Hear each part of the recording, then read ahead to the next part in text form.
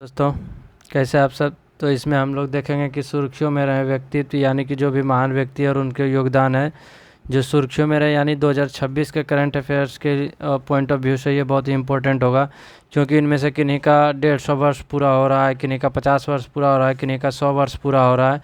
तो इस मायने हमेशा देखा गया कि महान व्यक्तित्व के रूप में उन्हीं लोगों को याद किया जाता है जो जिनका 100 वर्ष कोई चीज़ में पूरा होगा, उन्हीं का योगदान कुछ विशेष हो तो वो करंट अफेयर्स के तौर पे महत्वपूर्ण हो जाता है। तो उसी को आज हम लोग कवर करेंगे, जिसमें कि प्राचीन भारत, मध्यकालीन भारत और आधुनिक भारत तीनों कालखंड से जो भी प्रमुख व्यक्तित्व हैं उनके बारे में आज जानेंगे। धीरे धीरे करके 1 से 2 वीडियो में इसको हम लोग कवर कर लेंगे। आज जैसे प्राचीन भारत की बात करें तो सुश्रुत, चरक, विक्रमादित्य प्रथम, आदि शंकराचार्य। मध्यकालीन भारत में राजा पृथु, वशिष्ठर, देवराय प्रथम, कबीरदास, शंकरदेव। इस तरह से जैसे आधुनिक भारत में लोग माता देवी अहिल्याबाई होलकर, रानी चेन्नम्मा, बिरसा मुंडा, ये लोग जो न्यूज़ में यानी कि किन्हीं का 100 साल पूरा हो गया, किन्हीं का 150 साल पूरा हो गया, ये सब मतलब कोई न कोई अथी से ये न्यूज़ में बने हुए हैं।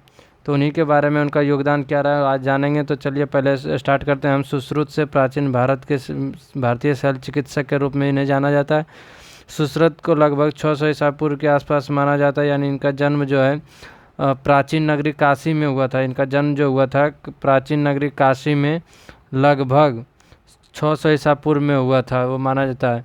और प्रमुख पहचान, ये शल्य चिकित्सा के क्षेत्र में अग्रणी योगदान दिए। ये जो है धन्वंतरी के गुरुकुल में जो है देवदास के शिष्य भी माने जाते हैं। किनके गुरुकुल में, तो धन्वंतरी के जो गुरुकुल था उनमें दिवोदास के शिष्य के रूप में माने जाते हैं, ये के शिष्य माने जाते हैं ये। अगर हम बात करें इनका प्रमुख योगदान क्या था, तो सुश्रुत संहिता का इन्होंने अथी किया था, जिसमें सुश्रुत संहिता के रचयिता के रूप में इन्हें जाना जाता है, जिसमें आयुर्वेद और शल्य चिकित्सा का महत्वपूर्ण ग्रंथ ये है। आयुर्वेद और शल्य चिकित्सा का महत्वपूर्ण ग्रंथ है सुश्रुत संहिता, जिनके रचयिता कौन है, तो सुश्रुत। सुश्रुत संहिता में शल्य चिकित्सा, औषधीय पौधों और उनके चिकित्सीय गुणों का विस्तृत वर्णन मिलता है। नाक के पुनर्निर्माण शल्यक्रिया तथा मोतियाबिंद के शल्यक्रिया का उल्लेख मिलता है। अगर हम परीक्षा तथ्य के रूप में सुश्रुत को जाने तो इसको इन्हें जो है अक्सर शल्य चिकित्सा का जनक कहा जाता है। शल्य चिकित्सा का जनक किन्हें कहा जाता था, सुश्रुत को। और अगर चिकित्सा की नैतिकता, उन्होंने इस बात करें तो बनारस विश्वविद्यालय में चिकित्सा शिक्षक के रूप में चिकित्सीय नैतिकता के मूल्य नियम स्थापित किए थे ये। आगे हम देखते हैं नेक्स्ट हमारे सामने है चरक। आयुर्वेद के एवं चिकित्सा के तौर पे इन्हें जाना जाता है। ऐसा माना जाता है कि जो इनका जो है जन्म जो है लगभग 2री शताब्दी ईसा पूर्व से 2री शताब्दी ईस्वी के बीच में माना जाता है। ये जो है कुषाण साम्राज्य के राजवैद्य थे। किस साम्राज्य से ये इनका संबंध है, तो ये चरक का जो है कुषाण साम्राज्य से इनका संबंध है। वहाँ के ये कुषाण साम्राज्य के ये राजवैद्य थे, राजवैद्य माना जाता है। चरक संहिता चरक संहिता के ये रचयिता हैं, जिसमें आयुर्वेदिक चिकित्सा के मूल ग्रंथों में से एक इसे माना जाता है। आयुर्वेदिक चिकित्सा के मूल ग्रंथों में से एक है चरक संहिता। औषधीय पौधों तथा उनके चिकित्सीय गुणों का विस्तृत वर्णन इसमें है। हिमालय के तलहटी में आयोजित आयुर्वेद परिषद सम्मेलन की कार्यवाही का वर्णन मिलता है इसमें। त्रिदोष सिद्धांत, इन्होंने एक सिद्धांत दिया था जिसे त्रिदोष सिद्धांत कहा जाता है, जिसमें वात, पित्त, कफ शरीर के संतुलन से स्वास्थ्य जुड़ा है। यानी कि इसके अनुसार, चरक के अनुसार जो है 3 दोष जो है शरीर के कार्य क्षमता के लिए जिम्मेदार होता है, जिसमें वात मीन्स होता है गति। ये वात है, इसका मतलब होता है गति। अब वहीं बात करें पित्त का, तो पित्त का मतलब होता है परिवर्तन। पित्त का मतलब होता है परिवर्तन। और कफ का मतलब आपका होता है स्नेहन या व स्थिरता, यानी कि स्थिरता। यानी त्रिदोष सिद्धांत किसका दिया हुआ है, तो चरक का। त्रिदोष सिद्धांत में क्या, वात, पित्त और कफ। आगे देखें तो वादामी के चालुक्य के विक्रमादित्य प्रथम। ये विक्रमादित्य प्रथम जो है वादामी यानी चालुक्य विक्रमादित्य प्रथम, बादामी के चालुक्य राजवंश के विक्रमादित्य प्रथम के समय का दुर्लभ अभिलेख दावणगेरे जिला के कन्नगी या कन्नकी क्षेत्र से संबंधित बताया गया। काल अवधि इनका क्या है, तो 644 ईस्वी से 681 ईस्वी। वहीं बात करें पल्लव राजा नरसिंहवर्मन प्रथम के आक्रमण के बाद चालुक्य सत्ता का पुनः स्थापित किया। सैन्य विजय इनका कौन सा है, तो पल्लवों से वातापी को पुनः प्राप्त किया। किससे प्राप्त किया, तो पल्लवों से वातापी को पुनः प्राप्त किया। स्थापत्य संरक्षण में क्या है, तो बड़े मंदिरों के निर्माण में योगदान था इनका। विशेष योगदान किसमें था, तो बड़े मंदिरों के निर्माण में। चालुक्य स्थापत्य कला को पहचान मिली थी इनके समय में, जो है चालुक्य स्थापत्य कला को पहचान मिली थी, विशिष्ट पहचान मिला था उस समय। और आगे हम बात करें तो आदि शंकराचार्य आदि शंकराचार्य के बारे में बात करें तो जन्म जो है कालडी केरल में हुआ था। कहाँ हुआ था, कालडी केरल में। उन्होंने क्या है, वो अद्वैतवाद दर्शन का प्रतिपादन किया। किसका, तो अद्वैतवाद दर्शन का प्रतिपादन किया। यह जो विचार है, यह दर्शन है, ब्रह्म की अद्वैत प्रकृति पर बल देता है। यानी कि ब्रह्म परम निराकार वास्तविक है। इसके अनुसार आत्मा ब्रह्म से अलग नहीं है। इनका कहने का मतलब है कि आत्मा और ब्रह्म दोनों एक है। आत्मा और ब्रह्म जो है दोनों एक हैं,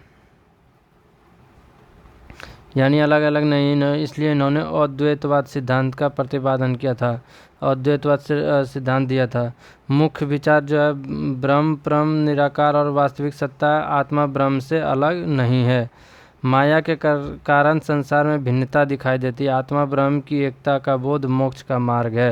इनका कहना का इनका मायने ये था कि माया के कारण इस संसार में भिन्नता दिखाई देती है, जबकि आत्मा ब्रह्म की एकता का बोध होना ही मोक्ष का मार्ग है।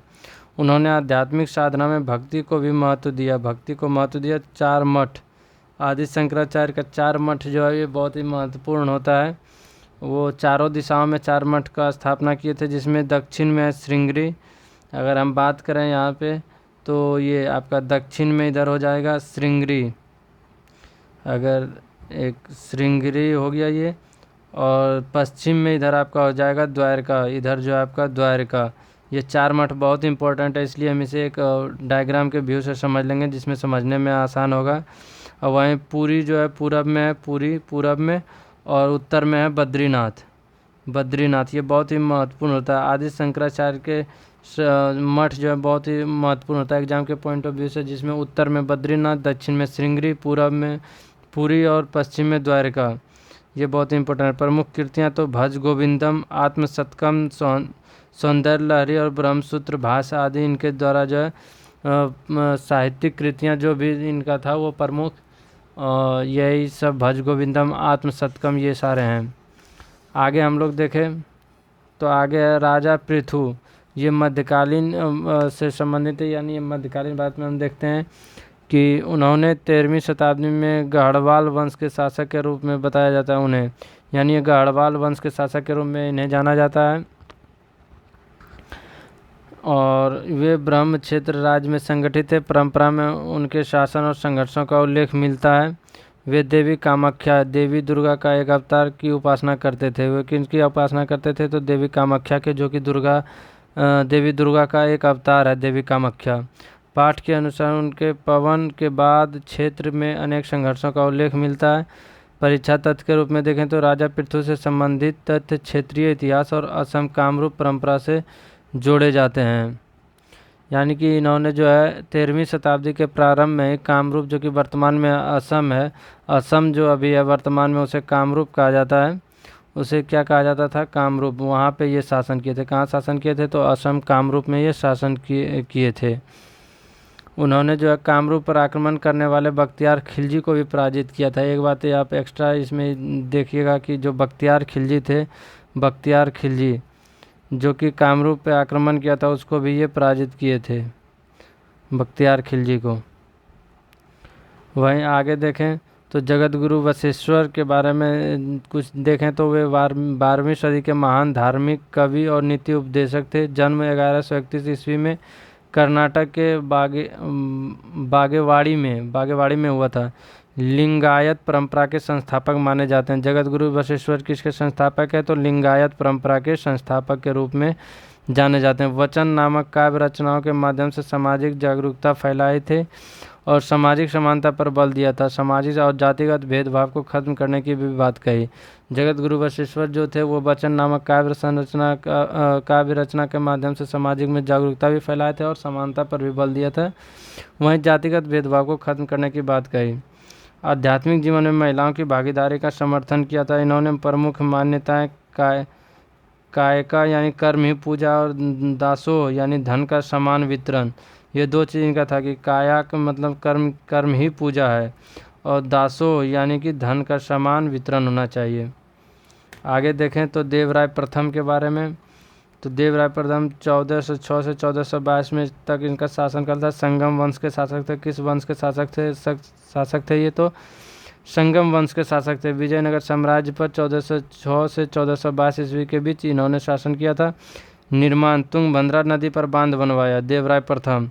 ये बहुत ही इंपॉर्टेंट है, एक दो बार आप देख सकते हैं PYQ में क्वेश्चन पूछा गया है। तुंगभद्रा नदी पर बांध किसने बनवाया? तो देवराय प्रथम, जिससे नगर और गांवों के लिए नहर द्वारा सिंचाई संभव हुई।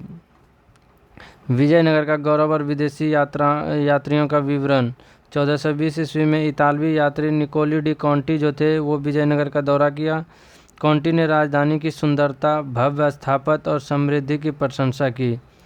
देवराय प्रथम के समय में निकोली डी कॉन्टी ने विजयनगर की राजधानी की सुंदरता, भव्य स्थापत्य कला और समृद्धि की प्रशंसा भी की। आगे देखते हैं संत कबीरदास। जन्म स्थान जो है वाराणसी, उत्तर प्रदेश के वाराणसी में इनका जन्म हुआ था संत कबीरदास का। आगे देखते हैं कि कर्मकांड, जातिवाद और मूर्ति पूजा का विरोध किए थे। ये संत कबीरदास जो थे वो किसका? कर्मकांड का, जातिवाद का और मूर्ति पूजा का विरोधी थे। एक ईश्वर भक्ति पर जोर देते थे, यानी कि और इनका एक ईश्वर की भक्ति पर जोर देते थे, यानी निर्गुण भक्ति पर ये जोर दिए थे कि क्या था? तो निर्गुण भक्ति पर ये जोर दे रहे थे, निर्गुण भक्ति। वहीं आगे देखें तो कबीर के पद विभिन्न परंपराओं में संकलित हैं। कबीर बीजक, कबीर ग्रंथावली और आदि ग्रंथ। कविताएं कई भाषा और बोलियों में संरक्षित है। निर्गुण काव्य और संत भाषा प्रमुख। उलट वांसियाँ उनकी रचनाओं की विशेष शैली है जिनमें गूढ़ अर्थ और वैचारिक संकेत मिलते हैं। आगे देखें तो श्रीमंत शंकरदेव 15वीं शताब्दी के महान संत और समाज सुधारक। 1449 से 1568 जन्म अली पुखुरी, नगांव जिला असम। एक शरण धर्म, एक शरण भक्ति पर आधारित नव वैष्णव आंदोलन की शुरुआत की। किसका? तो नव वैष्णव आंदोलन की शुरुआत की। कीर्तन घोष, असमिया भाषा में भक्ति ग्रंथ, भगवान कृष्ण की महिमा का वर्णन। गुणमाला, भागवत पुराण का संक्षिप्त संकलन। अंकिया नाट, ये आपका फिर आगे भी जुड़ता है आर्ट एंड कल्चर से। अंकिया नाट नृत्य, संगीत और कथा का मिश्रण करने वाला एकांकी नाट्य रूप है ये अंकिया नाट। ये इम्पोर्टेंट है, आप ध्यान रखिएगा। अंकिया नाट जो है किससे संबंधित है? श्रीमंत शंकरदेव से। और इसमें क्या होता है? तो नृत्य, संगीत और कथा का मिश्रण करने वाला एकांकी नाट्य रूप है। सत्रिया नृत्य, सत्रों में विकसित शास्त्रीय नृत्य शैली। साहित्यिक कृतियों में भक्ति प्रदीप, भक्ति रत्नाकर आदि। ये भी बहुत इम्पोर्टेंट है। सत्रिया नृत्य आर्ट एंड कल्चर के पॉइंट ऑफ व्यू से, ये भी आपको आगे नृत्य और कला जब आपका आर्ट एंड कल्चर में कवर किया जाएगा उसमें आप देखिएगा अंकिया नृत्य और शास्त्रीय नृत्य जो भी है। आगे देखते हैं तानसेन। तानसेन के बारे में देखें तो हिंदुस्तानी शास्त्रीय संगीत के महान संगीतज्ञ थे ये, इनका जो है जन्म ग्वालियर में माना जाता है। हिंदुस्तान शास्त्रीय संगीत का, ये ध्यान रखिएगा किस संगीत से है? तो हिंदुस्तानी शास्त्रीय संगीत के महान संगीतज्ञ थे। तानसेन की उपाधि ग्वालियर के राजा विक्रमजीत ने दी थी। तानसेन का उपाधि कौन दिया था? तो ग्वालियर के राजा विक्रमजीत। और संगीत की शिक्षा स्वामी हरिदास से प्राप्त की थी। तानसेन जो है वो संगीत की शिक्षा किससे प्राप्त की थी? तो स्वामी हरिदास से प्राप्त की। अकबर के दरबार के नवरत्नों में से एक हैं, यानी ये अकबर के दरबार में जो नवरत्न होते थे उसमें से एक ये भी थे तानसेन। प्रसिद्ध रागों की रचना परंपराओं से जुड़ी। इनका जो प्रसिद्ध राग की रचना जो ये किए थे उसमें था मियाँ की मल्हार, मियाँ की टोड़ी और दरबारी। ये सारे जो भी राग हैं वो इन्हीं तानसेन के द्वारा तानसेन की रचना ये सब हैं। दरबारी, मियाँ की टोड़ी और मियाँ की मल्हार। उनके वंशज और शिष्य सेनिया कहलाते हैं। ये तानसेन के जो वंशज और शिष्य हैं वो सेनिया कहलाते हैं। आगे देखें गोस्वामी तुलसीदास। 2025 में गोस्वामी तुलसीदास की 500वीं जयंती मनाए जाने का उल्लेख है। जन्म वर्ष के संबंध में मतभेद समानता 1497-1532 ईस्वी के बीच परंपराएं मिलती है। रामचरितमानस गोस्वामी तुलसीदास जो है वाराणसी के गंगा तट पर अवधी भाषा में रचित महान काव्य है। ये रामचरितमानस जो है गोस्वामी तुलसीदास के द्वारा ये रचित है, जो कि वाराणसी के गंगा के तट पर किए थे। और भाषा क्या है तो अवधी भाषा में रचित ये महान काव्य है। रामचरितमानस को UNESCO memory of the world Asia Pacific regional register में दर्ज होने का उल्लेख है। प्रमुख रचनाएं हैं गीतावली, दोहावली, जानकी मंगल, पार्वती मंगल, वरवय, हनुमान चालीसा आदि गोस्वामी तुलसीदास के ये प्रमुख रचनाएं हैं। भक्ति आंदोलन रामनंदी परंपरा के प्रमुख संत सगुण राम भक्ति के प्रचारक थे। ये क्षेत्रीय भाषा कौन कौन सी थी? अवधी और ब्रज रामलीला परंपरा से गहरा संबंध है। आगे हम देखें तो आगे है महाराणा प्रताप। महाराणा प्रताप जो कि 1540 से 1597 के बीच के समय काल है। ये मेवाड़ के शासक और प्रसिद्ध राजपूत योद्धा थे। वहीं बात करें जन्म कुंभलगढ़ किले में, पिता उदय सिंह द्वितीय को जन्म कहाँ हुआ था तो कुंभलगढ़ किले में, और पिता का नाम था उदय सिंह द्वितीय। अकबर के शासनकाल में मुगलों के अधीन होने से इनकार किया था। अकबर के जो शासनकाल में ये मुगल के अधीनता को स्वीकार नहीं किए थे। ये हल्दी घाटी का युद्ध 1576 मुगल शासन का नेतृत्व आसफ खान और मान सिंह कर रहे थे। उत्तराधिकारी महाराणा अमर सिंह प्रथम। महाराणा प्रताप के जो कि उत्तराधिकारी थे वो आपका महाराणा अमर सिंह प्रथम थे। परीक्षा तत्व के रूप में देखें तो महाराणा प्रताप का संघर्ष मेवाड़ की स्वतंत्रता और स्वाभिमान से जोड़ा जाता है।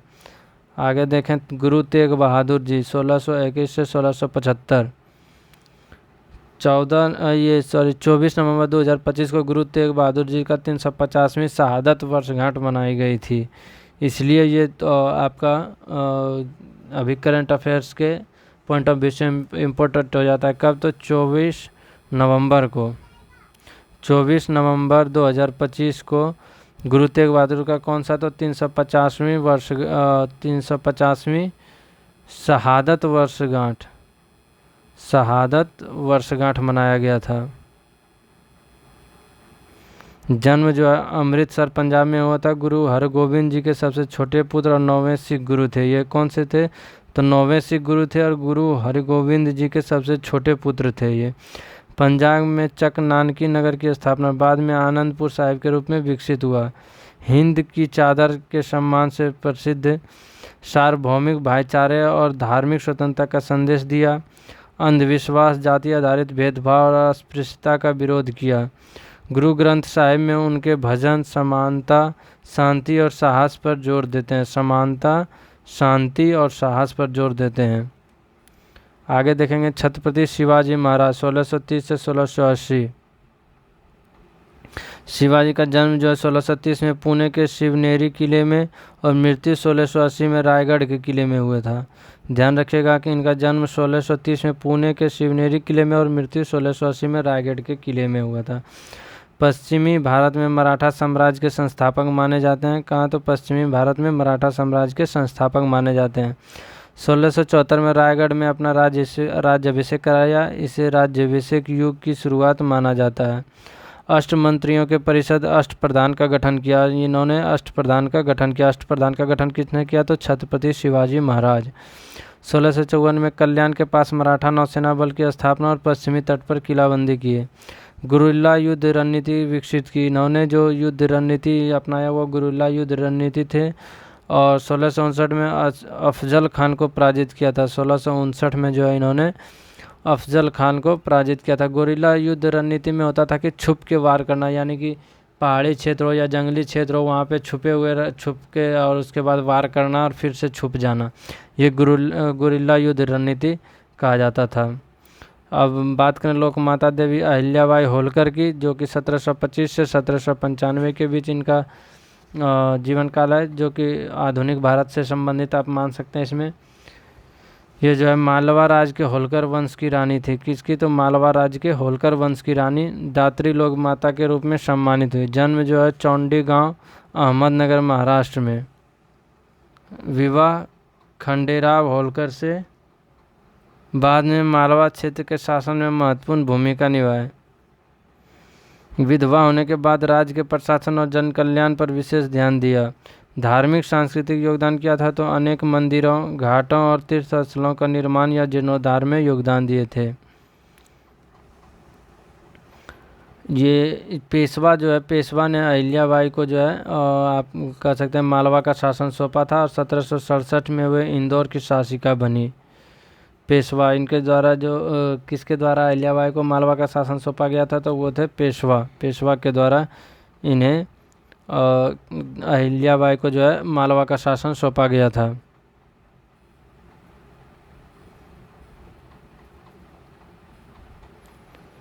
आगे देखें तो इनका जो प्रमुख योगदान था, महेश्वर में कपड़ा उद्योग की स्थापना की। महेश्वर साड़ियाँ की परंपरा से जुड़ा योगदान। महेश्वरी साड़ियाँ जो है वो यहीं से जुड़ा हुआ है। 12 ज्योतिर्लिंगों में से 2 के निर्माण और जीर्णोद्धार का उल्लेख मिलता है। काशी विश्वनाथ मंदिर का जीर्णोद्धार कराया। लोकमाता अहिल्याबाई जो थे वो काशी विश्वनाथ मंदिर का जीर्णोद्धार कराया। गुजरात में पुराने सोमनाथ मंदिर के निर्माण और जीर्णोद्धार द्वारा से जुड़ा योगदान, यानी गुजरात में जो पुराने सोमनाथ मंदिर थे उसका भी निर्माण या जीर्णोद्धार से जुड़े योगदान इनका। हरिद्वार, काशी, सोमनाथ और रामेश्वरम जैसे तीर्थ स्थलों पर मंदिरों का जीर्णोद्धार करवाया। नर्मदा नदी के किनारे महेश्वर किला, अहिल्या किला का निर्माण करवाया।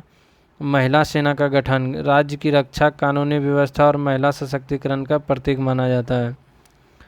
आगे देखें तो रानी चेन्नम्मा जो है 1778 से 1829 के बीच में कित्तूर की वीर रानी के नाम से जाना जाता है। विवाह देसाई वंश के राजा मल्लसर्ज से हुआ।